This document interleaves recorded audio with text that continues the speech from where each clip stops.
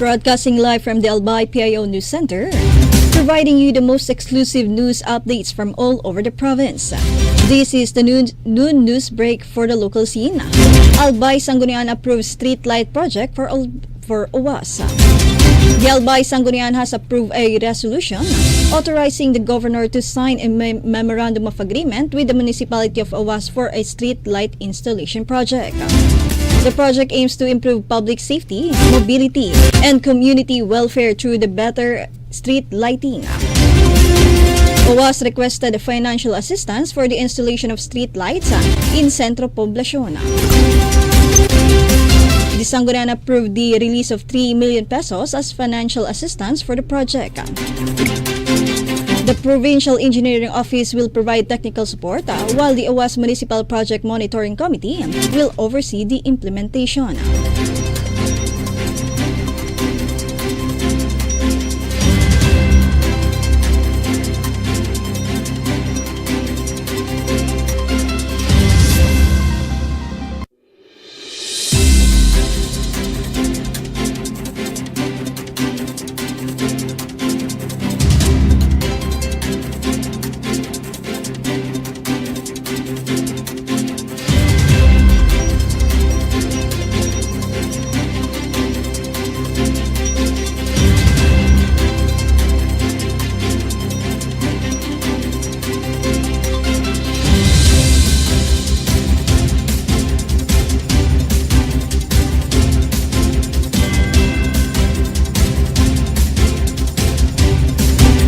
Meanwhile, Albay finalizes child welfare development plans.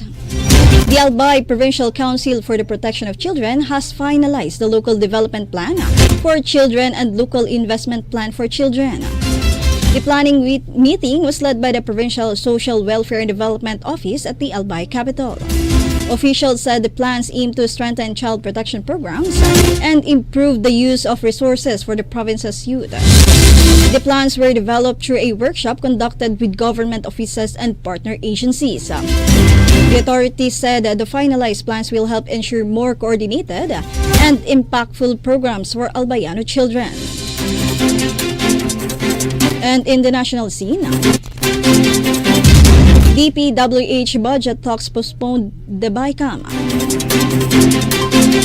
The BICAM, or the Bicameral Conference Committee, has temporarily postponed discussions on the 2026 DPWH budget. The Senate is rechecking cost for 10,000 DPWH projects using updated construction materials price data. The task is complex and requires careful calculation to ensure all figures are accurate. The House of Representatives will continue discussions for other departments while waiting for the DPWH numbers. DPWH suggested following the House budget and making cost cuts internally. Lawmakers expressed concern that local officials could misuse funds if not carefully monitored. Meetings have been suspended several times as lawmakers wait for the updated figures to be completed.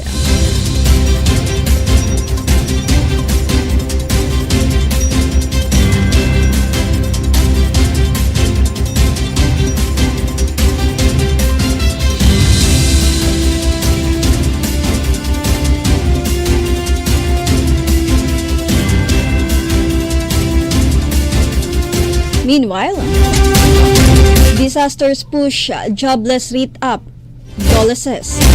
The country's unemployment rate rose to 5% in October, or about 2.54 million jobless Filipinos. According to data from the Philippine Statistics Authority, the Department of Labor and Employment said the increase from September's 3.8% unemployment rate was mainly caused by work disruptions from natural calamities. Labor Secretary Benvenido Laguesma said the combined effects of the southwest monsoon and several typhoons affected more than 4.5 million people, resulting in temporary job losses. He also cited strong earthquakes in Cebu and Davao Oriental as additional factors that contributed to the rise in unemployment. In response, Laguasma said the DOLE released more than 530 billion peso in emergency employment assistance to help affected workers recover lost income and return to work. In the latest update regarding the holiday season 2025, DepEd announced a 16-day Christmas break for students. The Department of Education, or DepEd, announced that students in public schools and community learning centers will have a 16-day Christmas break this year. Classes will be suspended from December 30 and will resume on January 5, 2026. The schedule follows DepEd Order Number 12 issued by Secretary Sonny Angara, which provides multi-year guidelines on the school calendar and activities. The circular states that the holiday breaks occurs during the last 2 weeks of December, with classes resuming within the first week of January of the following year. The order allows schools and CLCs to plan activities efficiently while maximizing instructional time. He also added that the schedule aligns with the administration's education priorities and broader socio-economic goals. DepEd is also expanding its broadcast-based learning platforms through the soft launch of DepEd TV. The initiative aims to deliver curriculum-aligned lessons to students at home and in schools, including the areas without internet access. And for the news outside the country, Trump expands U.S. travel ban. President Donald Trump has expanded the U.S. travel ban to include 7 additional countries, including Syria, and barred Palestinian Authority passport holders, bringing the total number of affected nations to nearly 40. The White House said the decision is based on national security concerns and is meant to block entry by individuals as seen as threat to U.S. safety institutions or values, with Syria added shortly after the killing of 2 U.S. troops and a civilian.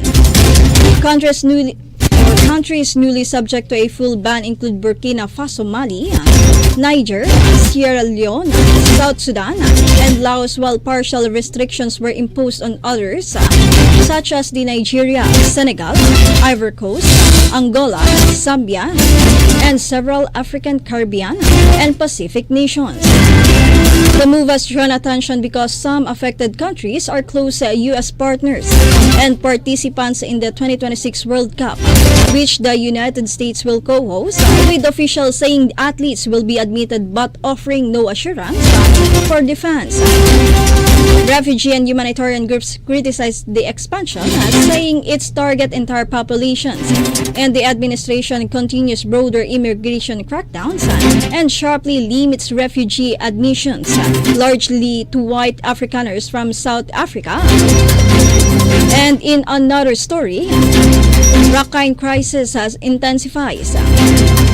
Rakhine State has become a central battleground for Myanmar's civil war since the 2021 military coup, with the Rakhine army controlling most of the region despite the recent setbacks. Renewed fighting since 2023 has triggered several humanitarian crises, leaving Rakhine largely isolated by military blockades, airstrikes, and border closures within India and Bangladesh. At least 460,000 people have been internally displaced, with local estimates reaching 600,000, or nearly 1/5 of the state's population. Food and medicine shortage have worsened as rice production collapsed and prices for basic goods surge, placing the civilians at growing risk. All sides to the conflict face accusations of human rights abuses, including a December 10 military airstrike on a hospital in Raku that killed at least 30 people. The conflict has further endangered the Rohingya minority, with about 630,000 still in Rakhine, amid ongoing clashes between the Arakan army and Rohingya armed groups in the north. And for the final news update related to our country, Philippines denies Bondol Beach ISIS links. The Philippine government has rejected reports that the father and son gunmen behind the Bondi Beach attack in Sydney trained with ISIS-linked groups in the country. Communications Undersecretary Claire Castro said the Philippines is not a terrorism hub and that violence in Mindanao stems mainly from local conflicts. The armed forces of the Philippines reported that local terrorist groups have dropped from 1,257 in 2016 to just 50 in 2025 due to security operations and community programs. President Ferdinand Marcos Jr. has directed authorities to remain vigilant and work with international partners to prevent any threats to the country. The Bondi Beach attack, which killed at least 15 on the first day of Hanukkah, is being investigated as a terrorist act by Australian authorities. Manila's statement comes as the international community monitors potential transnational extremism, connections, and the shooters' movements. That ends our news break for today, December 18, 2025. We'll be back tomorrow for more news updates. Thanks to our new news break writers, LJ Lorejo and Naomi Hernandez. And on the technical side, we have Richard Bobbies. This has been your anchor, Kristel Abad.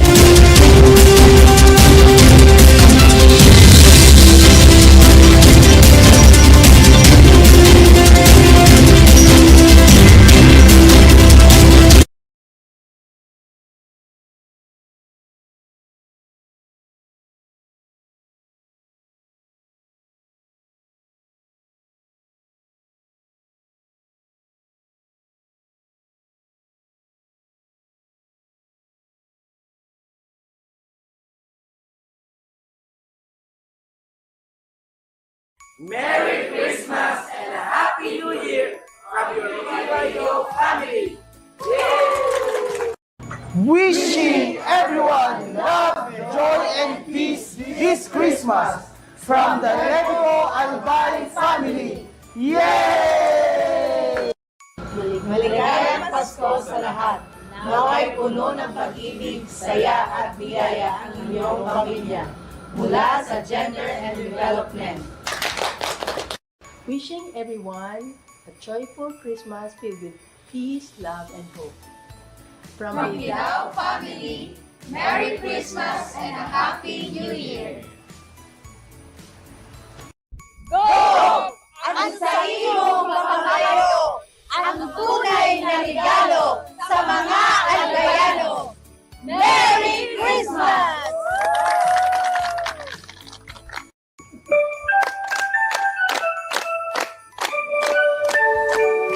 We wish you a Merry Christmas. We wish you a Merry Christmas. We wish you a Merry Christmas and a Happy New Year.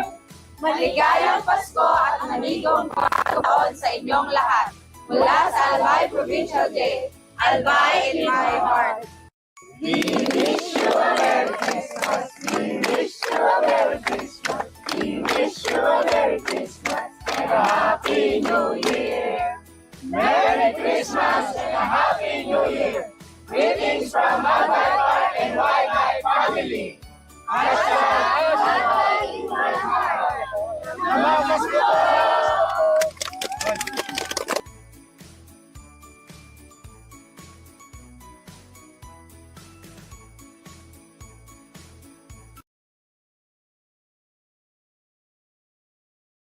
Sa mga padaba akong mahal kong Albayanos, natapos na naman ang sarong taon. Kan pagpuon kang 2025, mating-mati ko na po ang sa indong pagpadaba, mainit na suporta sa indong vice-gobernador. Ngunyan, Disyembre na naman, yaon man giraray kamo, dakula ang sakuyang pasasalamat sa indong padagos na pagtabang asin suporta. Maugmaan sa kong puso na parte kamo kang nakaaging 2025. Asin sa masunod na taon, urog tapang pakusugon ang satuyang pag-iribanan. Sararo para sa satuyang probinsya na may pagmukulog, pagkamuot, asin pagtarabangan para sa mga Albayanos. Maligayang Pasko, Albay mahal ko, kamo. Maligayang Pasko, Albay mahal